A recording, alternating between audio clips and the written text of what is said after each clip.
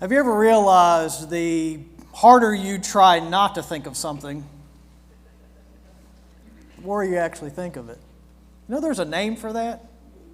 A famous psychology professor at Harvard, he is the founding father of what is called thought suppression. His name is Dr. Daniel Wegner. He came up with this philosophy in 1987. It's called ironic process theory, or IPT for short. And it basically says the more you focus on trying not to think of one particular thing, your brain somehow can't stop but thinking of that one thing. It's affectionately referred to in the circles of psychology circles as called the white bear problem.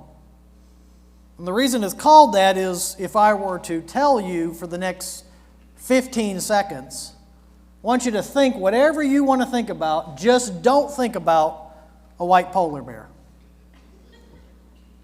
That's all. You're free to think of whatever you want today, next 15 seconds. Just don't think of the white polar bear. And as I continue with the rest of my sermon here, many of you will keep thinking about the white polar bear. Isn't that strange? How many of you are still thinking about that white polar bear right now? I should have just called this the white polar bear sermon, because for some of you, that's all you're going to remember today. Why do I bring up this little experiment? It's to demonstrate that some things are just really hard to forget. Some things are not easily forgotten. Like when you're hurt, somebody wrongs you, somebody betrays you, somebody steals from you, or they deceive you. Boy, it's hard to forget that, isn't it? But it's hard to forget something like that. It's not a very short step to forgive them either. If you can't forget about it, you're definitely not going to forgive them. Why is it so difficult to forgive sometimes? Yet, we're so quick to want God's forgiveness. You ever realize that? Well, when we offend God, man, we really, oh Lord, please help me. Please forgive me. But when somebody else hurts us, friends, we can really hold on to that for a very, very long time. This is what Genesis chapter 33 is all about. It's about reconciling a ruptured relationship.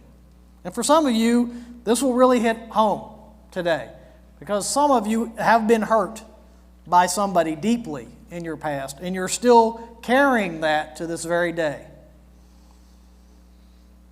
We're going to see here from the scriptures here, forgiveness is really what I consider a two-sided coin. We can seek forgiveness, meaning we're the ones who've wronged somebody, and therefore we're going out and seeking forgiveness. And on the other side of that coin is extending forgiveness. We're going to see both of those today, and then we're going to see what we're called to do when you and I struggle with unforgiveness. Those are the three things we're going to look at today. Genesis chapter 33, if you will, open up your Bibles with me. If you've been with us, you'll know this journey of Jacob. Boy, it's been a tumultuous one, hasn't it? He's had all these struggles. We said last week that he packed up everything and he's heading back home to Canaan, but there's one guy that's waiting for him back in Canaan. That's his brother Esau. You remember that? Esau, we're told, has been wronged by Jacob. Jacob has deceived him. He has stolen from him. There is a ruptured relationship there. And Jacob, we're told, as he heads back, he sees Esau, but he sees something else first. You remember what it was last week? 400 what? Men. 400 men are waiting for him as he heads back home. Now, you'll remember Jacob has been protected by God all this time. The hand of God has been over Jacob's life, but now the rubber meets the road, if you want to say that. He's literally going back and he's coming face to face with Esau, who he lied to, who he deceived, and who he's stolen from. And I think it's important for us just to quickly look back at Jacob's life thus far. You'll remember Jacob and Esau struggled from the very womb, we were told, in Genesis chapter 25. Remember that? The mother was pleading, Lord, give me these children, and then he gives her twins, and it says that these twins are really wrestling within her. They've been struggling from the very beginning. And we're told here Esau and Jacob couldn't be any different as siblings. Esau, we're told, he's born, he is red, he's hairy, he's a wild guy, he's an outdoorsman, he's a skilled hunter, and he's loved by his dad. Jacob, on the other hand, is quiet. He prefers staying home. He's not an outdoorsman, and he's loved by his mom. Right? Two completely different kids. And we're told here that as Jacob's born, he's literally grabbing onto Esau's heel. That's how he gets his name, Jacob. Right? A picture of sibling rivalry. You ever met any sibling rivalry like this? As I look out, some of you are siblings here. I see you guys back here. This is what I always like to say when it comes to siblings. There's normally one quiet one, one rowdy one. There's one rule follower, there's one rule breaker. There's one who loves attention, and there's one who loves being behind the scenes. You ever notice that when it comes to kids? They're obviously very different. Esau, Jacob, no different here. Both of them couldn't be any further from each other. They want to literally grab each other's throats. And we're told here that Esau, if you'll remember, he sold his birthright to Jacob. You remember this? He comes in from hunting and he's so famished. Hopefully you guys remember this because we just covered this about a month ago. Right? I'm so hungry, please, will you just give me a bowl of what? Stew. To which Jacob says, oh yeah, I'll give that to you, but you're going to sell me your birthright first. You remember that? He's sneaky. These two are at each other back and forth. He takes that birthright and then he goes so far as to trick his own father, right, to get the blessing that was due Esau. I love that story. Remember where he comes up with this hairy outfit? Remember he puts it on, it smells like his brother Esau. He goes up, kisses his father. His father says, oh, you smell like Esau. Here's the blessing. And he ends up giving the blessing to Jacob. This is the picture that we have as Jacob is heading back now to meet Esau. Last we picked up, Esau said, I want to kill Jacob. You remember? That's the strain this relationship has. Lying, stealing, struggling, deception. Friends, that's Jacob. But he had this interaction with God last week, this struggle with God. Remember, his name was changed. No longer is he Jacob, he's now Israel. And let's see how the story plays out. Chapter 33, verse 1 says this. It says, then Jacob looked up and he saw Esau coming with his 400 men. So he divided the children among Leah and Rachel and his 2 servant wives.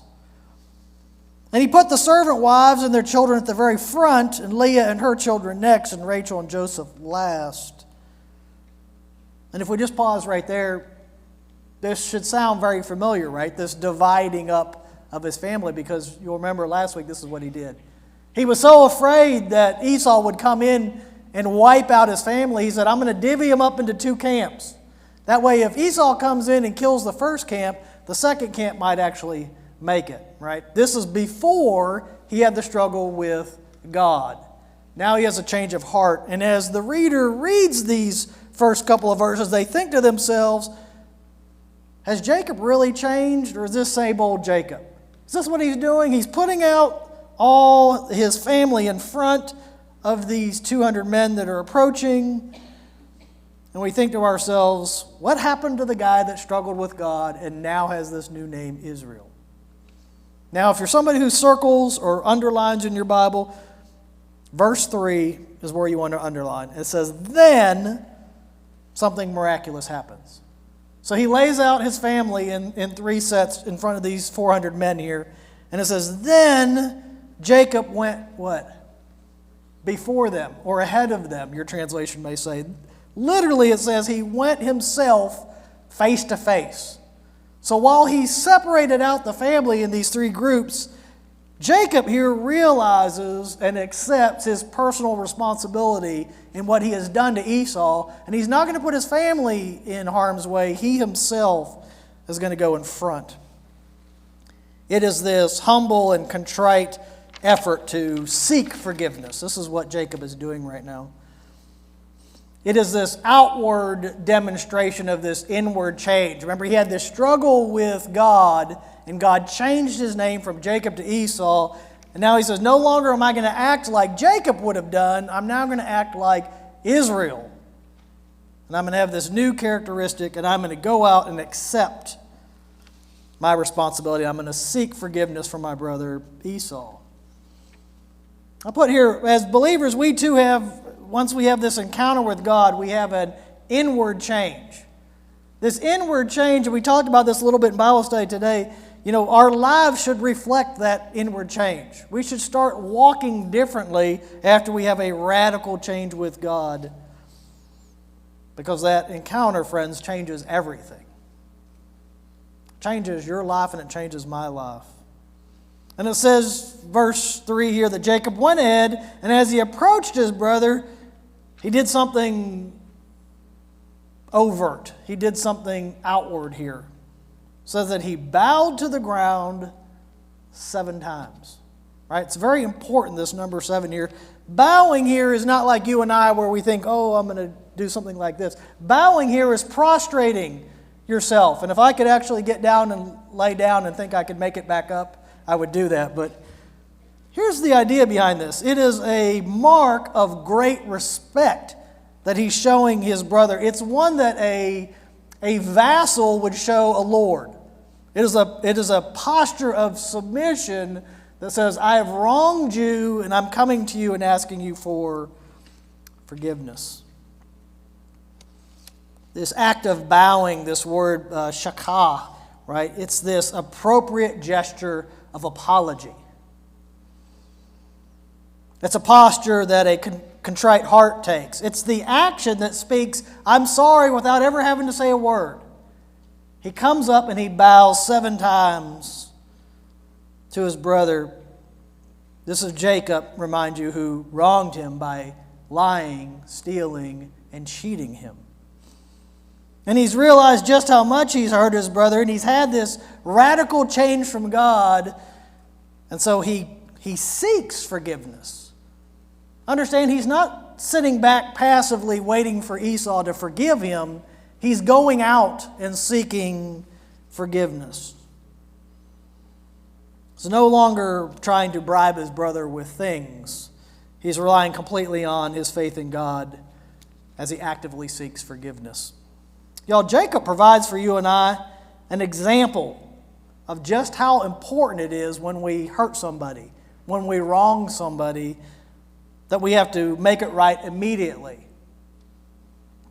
The New Testament and Gospel of Matthew affirms this. Matthew 5:23 and 24 says this. It says, so if you're offering a gift at the altar, this is you're bringing an offering, and it says, and then you remember that your brother has something against you, meaning that you have wronged your brother or your sister in such a way. It says that you are to leave your gift there before the altar and go. Immediately is the idea here. You go and you become reconciled with your brother or sister. Right? It's the importance of seeking this forgiveness quickly. It's what Jesus is pointing out here. And I just put seeking forgiveness is just that important for you and I. So if you have wronged somebody last week, last month, maybe it's been a year or 2, or as we're going to see in this scenario here, maybe 20 years. It's never too late to go seek forgiveness. It's an active posture of humility to go before and to seek. And I put here, is it harder to seek forgiveness or extend forgiveness? I'll let you think about that for a second. Is it harder to seek it, or is it harder to extend it to somebody? Here's Jacob, who lied, stole, deceived. And we have Esau here, who has every right to be angry and vengeful. And you might too. I put here, I said, you might very well be sitting here today and you have a valid reason that somebody has wronged you. What do you do with that anger, that hurt, that pain that you've been sitting on for some of you years? How should you respond? Let's see how Esau responds. And friends, this is the most unlikely response from somebody that you can get in the Bible right here. Look with me, verse 4. Verse 4, if this doesn't floor you, I don't know what will. So it says here that as Jacob, verse 3, as he went ahead and he approached his brother, he bowed down to the ground 7 times before him. It says, then, verse 4, meaning after this sign of humility, after he's seeking forgiveness, it says, Esau ran to meet his brother, and he embraced him and threw his arms around his neck and kissed him. And then they both wept. There's a lot going on right there. Here's Esau, who just 2 chapters ago wanted to kill Jacob. He's been wronged. He has every right to be angry, every right to be vengeful. And you would think as Jacob runs up to his brother, that his brother would be like, oh, not so fast. Not so fast. You remember what you did to me back in 3rd grade? Do you remember how you stole that blessing? Do you remember how you deceived? But that's not what we see here, is it? It's almost a shocking absence of response from Esau. It says here that he ran to him. He ran to the one who wronged him. And he embraced him. And I like this, the falling on the neck. You know, it's this idea of he's just collapsed on him. Friends, he hasn't seen his brother in 20 years. And he kisses him, right? The initiative here, don't miss it, is all Esau. Jacob is seeking, but Esau is extending. Esau's the one who runs. Esau's the one who embraces. Esau's the one who hugs him. Esau's the one who kisses him. But then what happens? Something miraculous. They both weep. You understand? It's two-sided here at this point. One seeking forgiveness, one extending forgiveness, and something miraculous happens here. And friends, it's called reconciliation. Just in one little verse here, we see this. That's phenomenal. Great things can happen when you simply seek forgiveness. And if you're looking at it from Jacob's perspective, he's probably thinking, Esau's not going to forgive me. I've done some horrible things to him. Why should he ever forgive me? But yet he runs, he goes to him and he bows before him. And because Esau extends his forgiveness, reconciliation happens. I love this. Verse 5 says, Esau looked at the women and the children, and he says, hey, who are all these people that are with you? Hey, here's a family reunion happen. I haven't seen you in 20 years. My brother, I love you. I missed you. Notice Jacob, nothing about what happened in the past. Notice Esau, nothing happened in the past. Neither one of them are bringing this up right now. They've hugged, they've kissed, they've forgotten, if you will. They've reconciled, and then Esau says, my goodness, it's been 20 years. Who are all these people you're bringing? It's a family reunion. Who are these people? He says, oh, these are the children that God has graciously given me, your servant. The servant wives came forward with their children. They also bowed, by the way, sign of respect. Next came Leah with her children, and they bowed. Finally, Joseph and Rachel came forward, and they bowed. I love this, verse 8. He's still saying, okay, now I see all the family that you've introduced me to. What's going on with all these flocks and all the herd and everything that was coming before all these people? What is all that?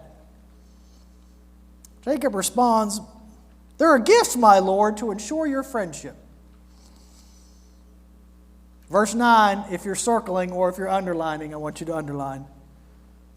Verse 9 says, my brother, this is Esau responding, I have, say it with me, plenty. It's interesting, isn't it? Here's a guy who for 20 years, we don't really know what's been going on. The Bible doesn't really tell us what happens in the life of Esau for these last 20 years. We've been so focused on Jacob and God's hand of protection and provision over Jacob's life that we think to ourselves, what happened in Esau's life that he no longer has this murderous heart, but he now has a heart that's willing to forgive. What's happened in Esau's life? And I suggest to you here today that verse 9 tells us something. In these 3 words, I have plenty. Friends, God has been at work in Esau's life as well during this time. Esau has been gathering herds and flocks.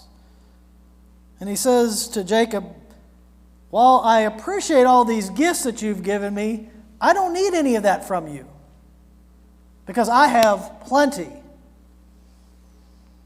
You'll notice in your outline, if you have it with you, right, you'll see this chiastic structure that we have on the right.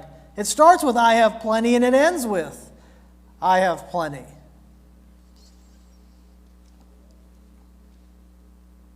So for the past 20 years, Esau has been blessed, and now he has plenty. And where do all those blessings come from? God. God has been at work in the heart of Esau, changing it from a heart of hatred and murder to one of forgiveness. And friends, this is what happens when you give your life to Christ. When you give your life to Christ and you hand over those wounds to Him, He takes that and He mends a broken heart in such a way that it's almost that you forget just how painful that experience is. I like to call this the pregnancy example. Ladies who've had kids. It's miraculous to me, since I've never undergone this myself, just how painful of an experience that is. But yet you have them, and then somehow in God's mercy and grace, He helps you forget all of that pain, and then you have another one. Friends, I feel like, and not so many words, this is what God has done in Esau's life. He said, I know all the pain and hurt Jacob has done to you. I'm going to kind of wipe that from your slate so that you don't remember that. Because it could have been very easy for Esau to go, you know what? I'm going to take all that stuff, Jacob, because I'm owed it. Right? You wronged me in such a way, I deserve to be compensated for that pain. But he doesn't do that. He says, I have plenty. You keep what you came with. I have plenty. There's no reason to do that. I'm just so happy to see you after 20 years. That's really what this is a picture of here, folks.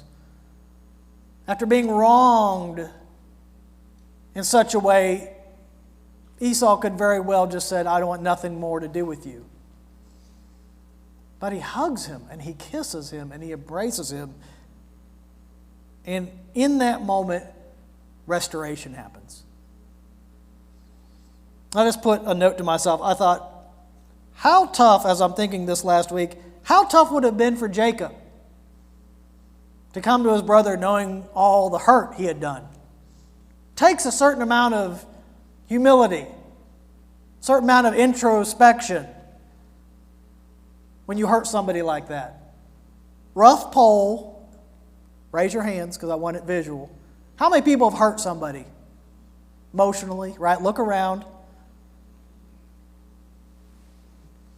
Husbands, your hand better be raised right now. How many people have been hurt by somebody? Yeah.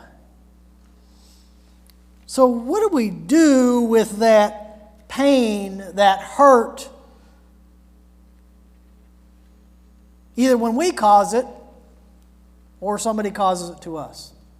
This is what we are taking away from the passage here today. What does it teach us here about forgiveness? There's a seeking and there's an extending. If you're the one who hurt somebody, you need to seek forgiveness. What does that look like? Well, I'm glad you asked. Here's what it looks like. You pick up your telephone and you call that person. And I know you're a pastor, I get it, it's been many years. They want nothing to do with me. They don't want my apology. Matter of fact, they're probably going to reject my call. They may not even answer. This is what we do. We try to convince ourselves. This is how we get out of making that call or writing that letter. Seeking forgiveness. This is what it takes. I wrote down just a few little thoughts here of what it takes for you and I to seek forgiveness. I thought about myself. If I approach somebody asking for forgiveness, I need to go with the right attitude, because my attitude, if I'm completely transparent, looks like this. If I'm going to make the effort to apologize, you better accept it. You better forgive me. Right? You should forgive me. I'm making the effort. But friends, that's not the attitude we take. It's an attitude of, I've hurt you, I've wronged you, I'm indebted to you. How can I possibly make this right? With that type of attitude, when you show up, it's a lot easier for somebody to then extend forgiveness to you. Hey, I understand I hurt you this specific way. How did that make you feel? You see, when you open that up, it opens up a dialogue. It's not simply, I'm here to apologize, and I expect you to forgive me. It is this open communication between two people who, frankly, one has hurt the other, and the other one is waiting to be heard and healed. Because for some of you, that's what you need to realize. In seeking forgiveness, you're looking for restoration to happen. Not just for yourself, but for that other person. I put here, you want to own the entire part of what you did to that person. And just seek forgiveness for all of the hurt that happened. How does that happen? Your initiative. How did Jacob, from the text, how did he do it? He went to his brother. He bowed before his brother. Now, I'm not telling you have to bow, get down on the floor, prostrate in front of your sibling who you've hurt. They may look at you weird if you did that. But this is what Jacob did. He made the initiative. He went after and sought forgiveness. You too, me too, need to do that. Second, what specific actions can we take when it comes to extending forgiveness? Yeah, I love this. Abe Kuruvilla, who I often refer to, Abe says this when it comes to Esau. He says he almost has a forgetful forgiveness about him. And he put this, he said, I encourage you to be easy to forget, because easily forgetting leads to easily forgiving. What do I mean by that?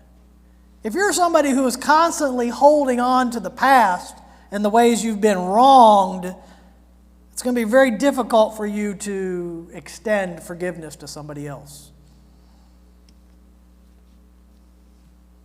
How do we extend forgiveness to somebody who's hurt us? 3 quick little things, and then we'll wrap it up. The first I put is remember the forgiveness God has already extended you. Right? When it comes to extending forgiveness to somebody else, think, man, how I have offended God and how quickly He has been to forgive me. Can I not extend that same type of forgiveness to others? What a tremendous gift that is, that God has forgiven us.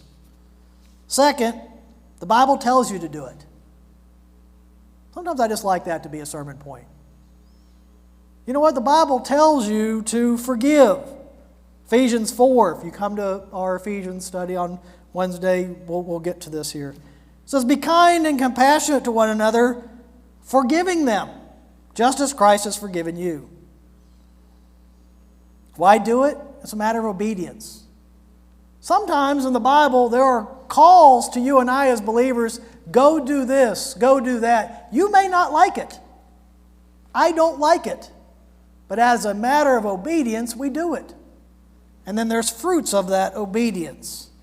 Imagine if Esau had never extended forgiveness to his brother. Imagine if he just gave him the stiff arm, the Heisman. Don't come near me. Would restoration have happened? Unlikely. One sought forgiveness, one extended forgiveness, and restoration happened. And then I just put here at the very bottom, can we just be willing to forgive? Can we come with a posture of, you know what, I've been wronged, I'm just going to let that slide off my back. I'm one of these people, I think, and I think I was raised this way by my parents. We live in a fallen, broken world with fallen, broken people who do fallen and broken stuff to one another. Somebody is going to hurt you or wrong you, and you are going to hurt and wrong somebody else. Would you just, in a lovingly manner, get over it?